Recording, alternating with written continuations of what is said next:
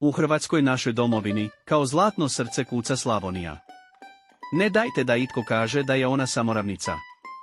Njena polja nisu samo žito, ona su tihi svjedok vjekovne borbe i nepokolebljive nade.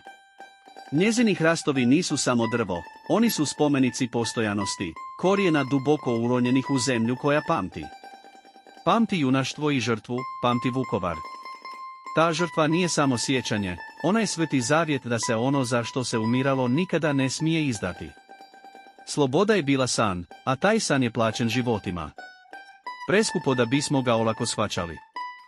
Ipak, danas kao da smo utonuli u neki čudan san. San u kojem su šapati podjela postali glasniji od pjesme zajedništva. Dopustili smo da nas sitni interesi i isprazne svađe udalje jedna od drugih, da zaboravimo na snagu koja nas je krasila u najtežim vremenima, snagu jedinstva. Zaboravili smo da je susjed brat, a sunarodnjak saveznik. Ali, dosta je. Vrijeme je za buđenje iz tog sna. Vrijeme je da se Hrvat ponovo okrene Hrvatu, s povjerenjem i poštovanjem.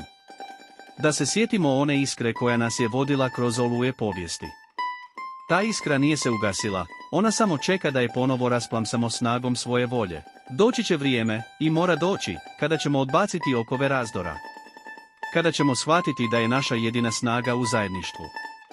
Kada ćemo umjesto prsta upirati jedni u druge, pružiti ruku pomirenja i podrške.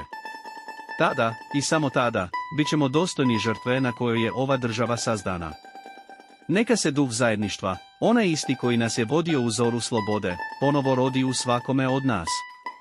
Za Slavoniju koja se ponosno diže, za Dalmaciju što pjeva o moru, za Istru i Gorje, za Zagreb naš stolni, za jedinu i vječnu Hrvatsku. Da ponovo budemo kao jedno. Jer samo kao jedno, mi smo nepobjedivi. Dosta je podjela. Autor Slavonac Poglavnik.